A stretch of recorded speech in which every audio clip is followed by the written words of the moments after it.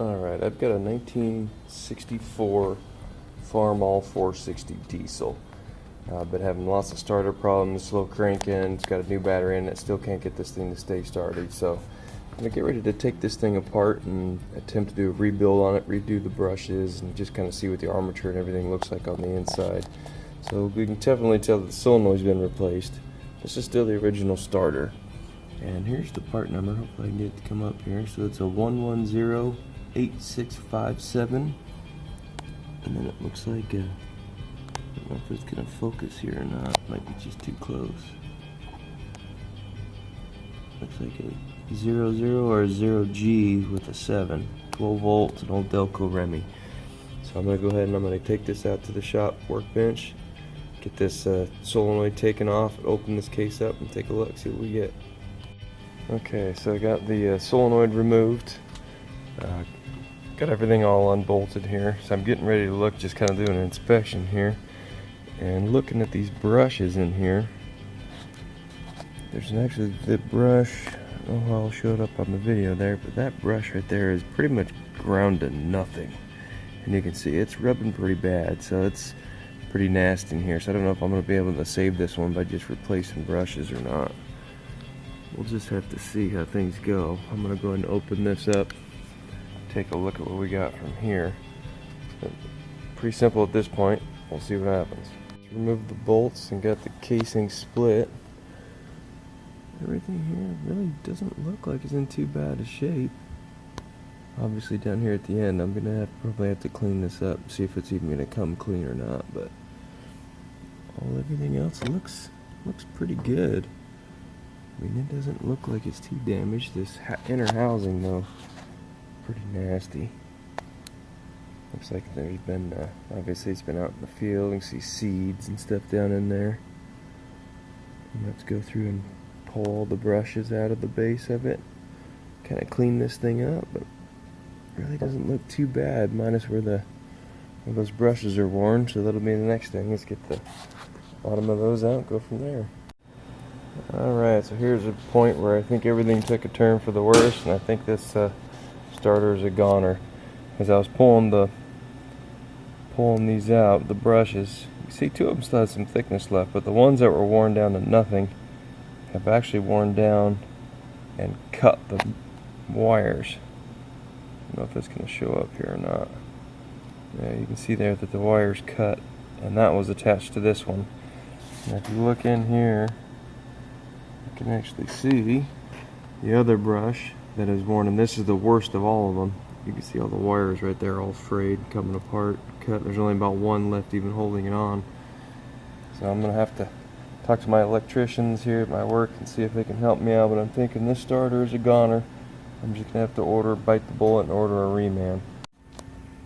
Alright, so got everything kind of cleaned up today. I haven't cleaned up the casing, but got all the insides of the starter all done.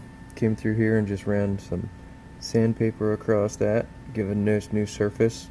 And then one of my coworkers used to work at a starter rebuild shop, so he actually recommended taking a hacksaw blade, pounding the blades flat, and then just kind of re-grooving in here. He goes, it's a way that just kind of works. So we went through and just cut all these new grooves.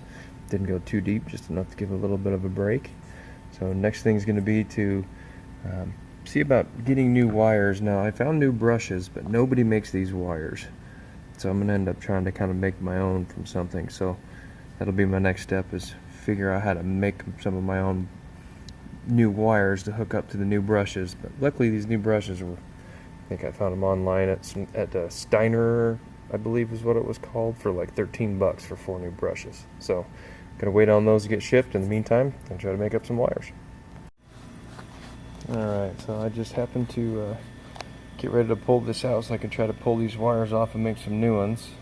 Luckily enough, I just went to a local electrical shop here that rebuilds motors and windings, and they let me just have some of the old braided stuff off of some of their old bushings that they would replace, so some of their old brushes. So hopefully I can just make my own wires with this. This is pretty pliable, so I can move it, so I won't have to put too much strain on the new brushes. So we'll see if that works. So now I'm getting ready to knock this. So I indexed it and just kind of scratched it a bit. I'm going to pull the base out.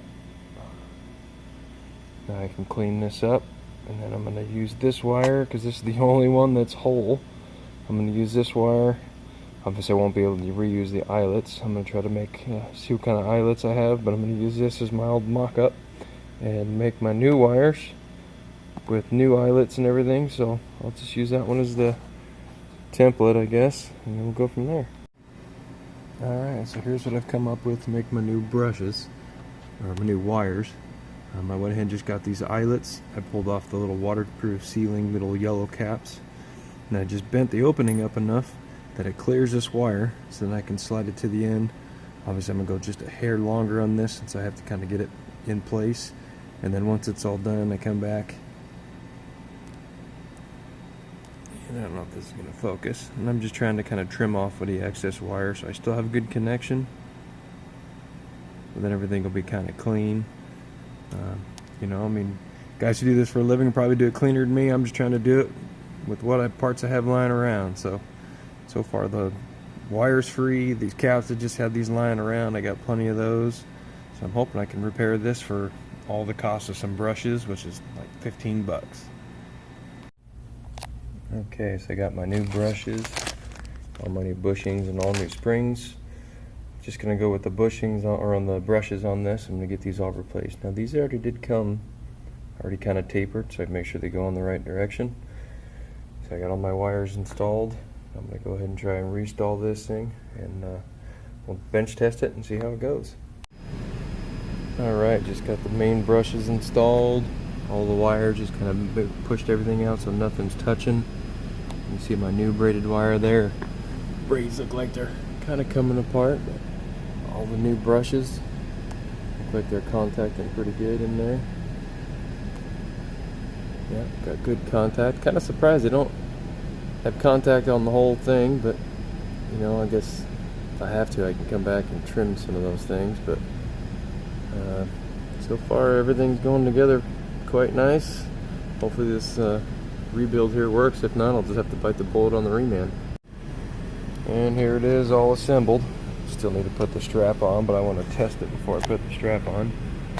You can actually kind of see here. So that's one of the new braids that I made right there. Brush is all mounted up nice. Armature, everything cleaned up real nice in here. So the test is going to be when I get it mounted in the tractor next week and see how it fires up. I'll bench test it when I get home. But all in all, hopefully it works. If it does work, you can rebuild your starter, if that's all it is, for about 20 bucks. Alright, I'm at home getting ready to bench test this thing. Now that it's all rebuilt, I'm going to go take it down, and if it cranks the way I want it to, I'm going to go ahead and reinstall it in my tractor today and see if everything works. So I got the negative to the ground, positive. I already tested this battery. It had it on the charger for a couple of days, so it's at 12 volts. It's looking good. So moment of truth here. See if the starter works after the rebuild.